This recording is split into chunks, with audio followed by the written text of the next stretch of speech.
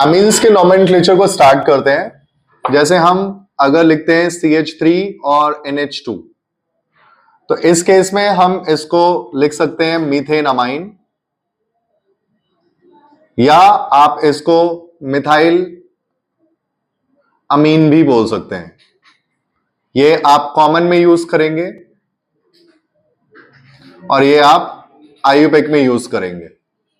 इसी तरह से अगर हमारे पास इथेन के टर्म्स में हो या प्रोपेन के टर्म्स में हो, या अगर हम और भी एग्जांपल्स लेते हैं इसको समझने के लिए, देखो जैसे मैंने क्या किया, एक एग्जांपल बताता हूं।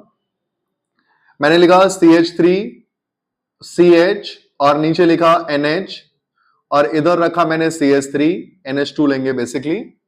आप देखोगे 1 2 3 3 कार्बन की चेन है और आप यहां लिखेंगे प्रोपेन 2 अमाइन।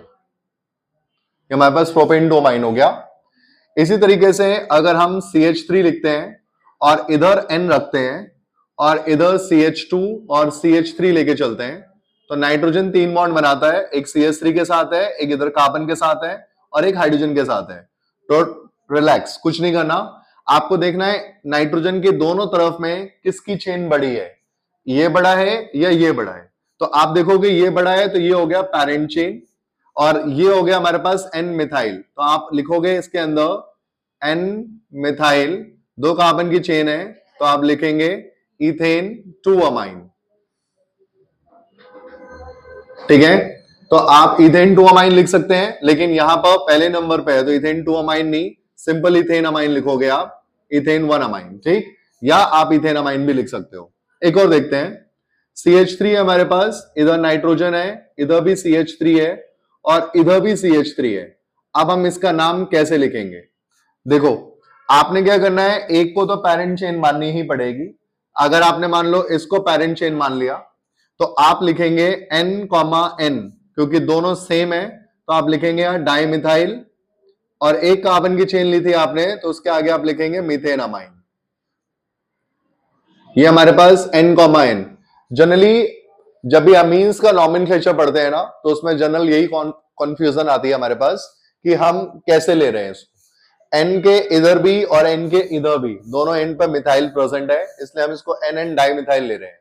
अगर एक एग्जांपल दिखाता हूं, मान लो ये नाइट्रोजन है, इधर आपके पास CH2 CH3 है और इधर भी आपके पास CH2 CH3 है और इधर आपके पास एक मिथाइल ग्रुप है। इसका नॉमेनक्लेचर कैसे करेंगे ये समझते हैं। देखो इसमें हमें क्या करना है, लॉन्ग चेन में या तो आप इसको ले सकते हो या इसको ले सकते हो, ये तो कंफर्म हो गया।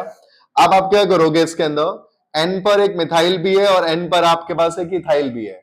अल्फाबेटिकल ऑर्डर में जाएंगे तो आप स्टार्ट करेंगे N इथाइल से, उसके बाद फिर N मिथाइल, और कितने कार्बन हमारे पास 2, तो हम इसको लिख सकते हैं इथेन अमाइन। क्या लिख सकते हैं? Ethane amine. इस तरह से किसी भी अमीन्स के अंदर नॉमेनक्लेचर करना इजीएस्ट तरीका है हमारे पास कि आपको इसकी पोजीशन को जस्टिफाई करना पड़ेगा, और आप किसी के लिए भी बता सकते हैं इस केस में। ठीक है।